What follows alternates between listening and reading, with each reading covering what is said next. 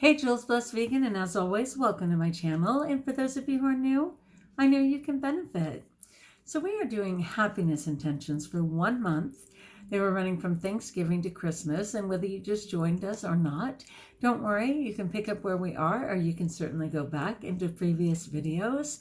The first day was Thanksgiving, and it was simply for me to share the idea of doing happiness and the idea that we'd be spreading kindness largely free for a month.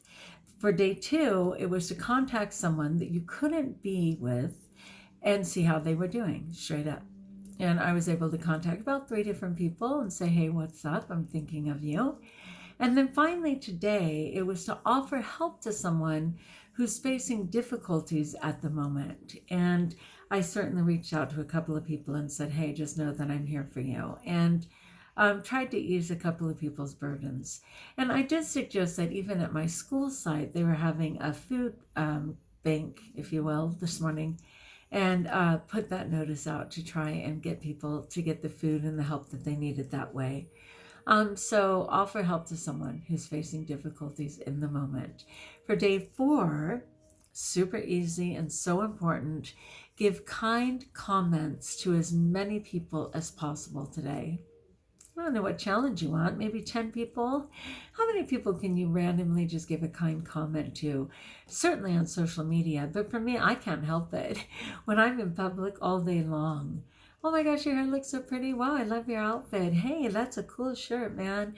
Hey, like all day long. My husband's just like, you don't even know those people. I don't know them, but I know people, and people need praise. So give kind comments to as many people as possible today. That's for day 4. Are you in? Bear with me. I'm having allergies. I will be pausing for sneezing. Thank you. All right, people. So I hope you're doing these kindness intentions completely free. Of course, as always, they will benefit you as well. So I have a fantastic talk on abstinence. So important. Like seriously, the 12-step idea of abstinence, like honestly, to abstain from what ails you. Like, what is your deal? I mean, for me, at one point it was alcohol, then it was pills, absolutely, food, like abstaining from toxic foods for myself. That's the biggest one for me. Maybe it's sex. I don't know if you're a sex addict. Everybody has something that is absolutely tempting and taking them down at the same time. So this is a really good one. It was actually from Overeaters Anonymous Denver, and it explains the difference between a willingness to abstain and trying to abstain. Trying implies that you're using your own strength to do it. Willingness means you're completely open to grace, really to grace. And when it references a higher power, don't panic if you're not a God person. Like seriously, Alcoholics Anonymous for 80 years never required that anybody believed in God with a capital G, okay?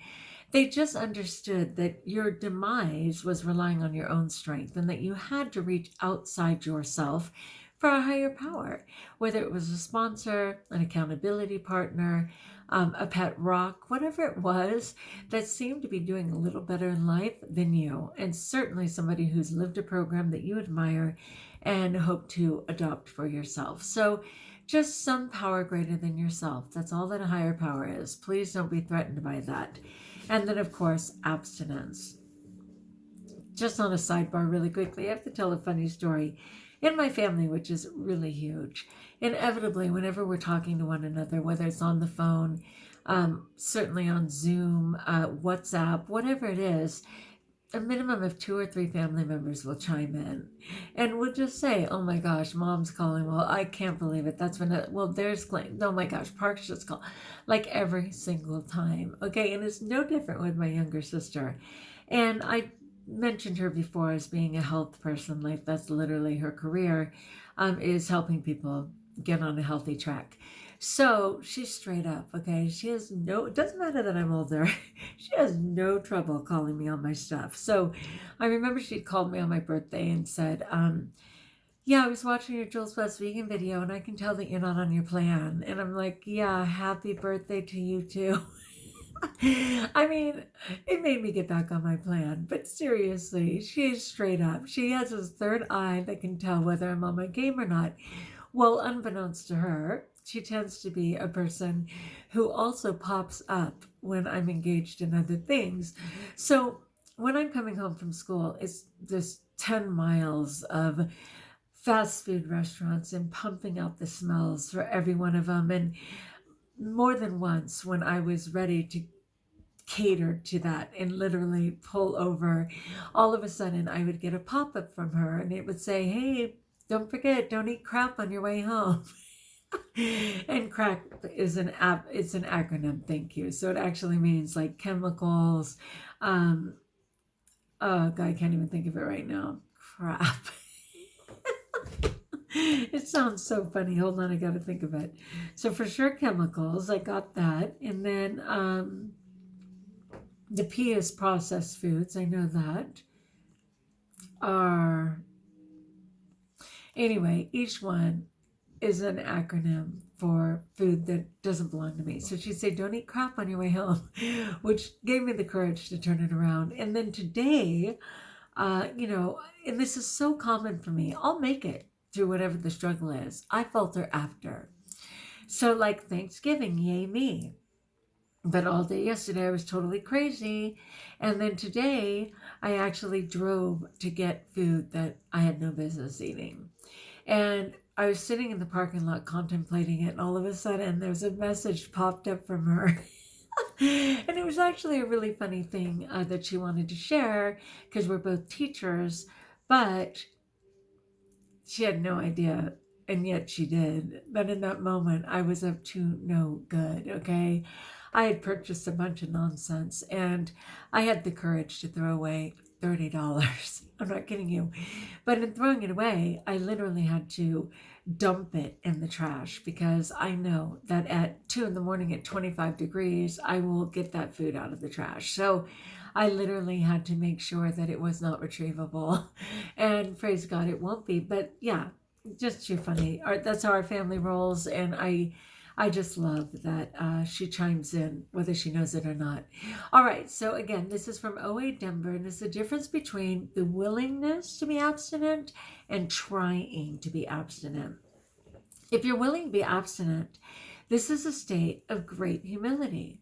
You have to humble yourself to ask for help, right? If you're trying to be abstinent, it's a state of great confusion. A willingness to be abstinent implies you do not know how to do it, but you're willing to learn. Trying to be abstinent implies you should be able to do it, but are struggling with it. Yeah, that whole thing, kind of like my talk the other day on shame and guilt, right? The shame is on the person, putting myself down, saying I'm not enough, whereas guilt is just a recognition that I may not have made my best choice. It's not saying that I'm the bad thing. The choice was just a poor choice, right? So it says, willingness to be abstinent involves acceptance. Trying to be abstinent involves condemnation. Totally. If you're willing to be abstinent, you're open to receive.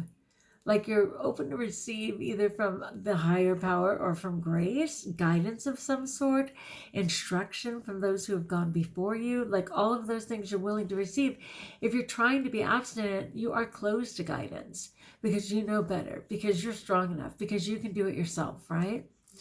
If you've been trying to give up old ways and have condemned yourself of failure to do so, simply by willing to learn how the old ways may be replaced with ways of peace. You just need a simple willingness to do that. If you're trying to be abstinent, you will fear failure. So true. Oh my gosh, when I think that I'm the sole strength and way to do it, I'm already doomed. Oh my goodness. It says if you're willing to be abstinent, even failure may be used as a teaching device. If you're trying to be abstinent, you will fear not being able to be abstinent, and you will judge yourself as a failure. Ding, ding, ding, ding, ding. If you're willing to be abstinent, no setback becomes a problem, for you know you will be shown. If you're trying to, you're attempting to be abstinent all by yourself. Insanity party of one, your table's ready. So true. If you're willing to be abstinent, you're asking for guidance. Trying to be abstinent, places the sole responsibility on you. Ah, no wonder I feel so alone and helpless. I'm aware of the program, but I haven't been working it. I'm aware of my support groups, but I haven't been actually engaged, actually engaged in them. All right. Being willing to be abstinent places the responsibility on your higher power or God or whatever source that you're seeking. Willingness to be abstinence, in a sense, is a prayer, right? Trying to be abstinent is an act of separation from your higher power. And I get that. I've been trying to be clean. And in trying to be clean, I have not been as successful as I could be if I was actually in a group. 1 second, my battery's going. 1 second, people. How bright hell is my battery going? Because look at, I got that plugged in, and I have this plugged in. Very curious. Oh well, I'll have to trust it'll work out. Okay, so when you try, there is resistance. They just you're not even kidding me. That is my whole story. Because I don't trust in myself as it is, hence the reason I've been in this circumstance for so many years.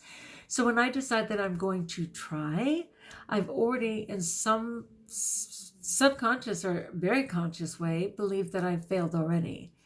When I try and get strength outside of myself, I do far better, and that's okay. When you're willing, there is acceptance. If you are trying to be abstinent, everything is an interference. Oh, God. I turn ugly so quick. It's like white knuckling, right? I'm trying to bite my nails or white knuckle or hope I'll make it.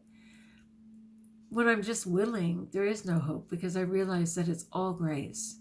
When I'm trying and controlling everything, I'm flipping out and everybody around me can tell.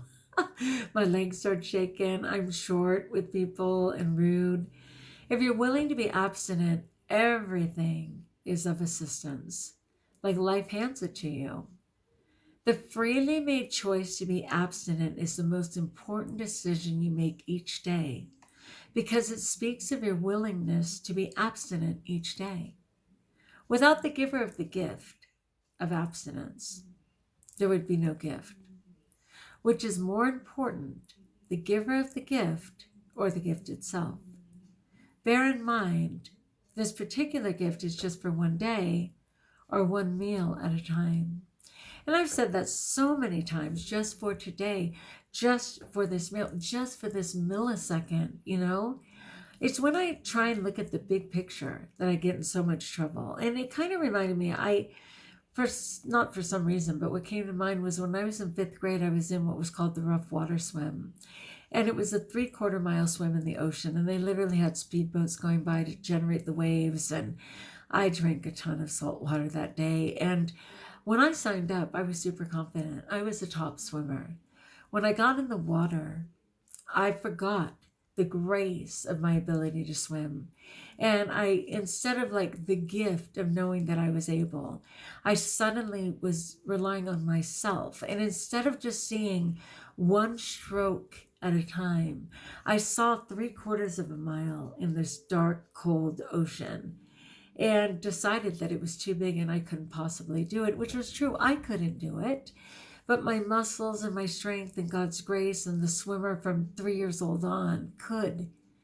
I ended up being in last place. I drank a ton of water. It turned into a very negative thing for me because I forgot the grace of the person who signed up in confidence and fell prey to the insecure individual who in the big picture couldn't believe it was possible. And it's the same thing. No one got me to sign up to be vegan or raw vegan or this better way of living. Nobody got me to. When I signed up, it was in hope because I could see the grace of God in the food, His bounty of vegetables and fruit and healthy fats and all of His bounty and sparing animals in just a better way. When I suddenly decided that it was based on choices that I would have to make, all of a sudden that melted away and it became a thing of failure and shame. Instead of what a super fantastic way to live, and how exciting it became. Oh my gosh, people are losing weight before you, and I can't believe that you faltered again. And it just became super ugly because I forgot that it was just one day at a time, one meal at a time, one stroke at a time. And I accidentally saw this huge ocean of failure and negativity. So I'm turning that around. I am turning that around. I'm going back to a willingness instead of trying. I'm going back to the grace of instead of the control of. And I'm going back to the miraculous. You heard it here at Jules Blessed Vegan. All right, my friends, I will include this in the description of the video. As always, like if you like, join us if you haven't, subscribe. Let me know in the comments below how I may support you. Can you relate at all? I would love to know. Do you get the difference between willingness and trying? And until we talk again, my friends, best of all, know that you are blessed.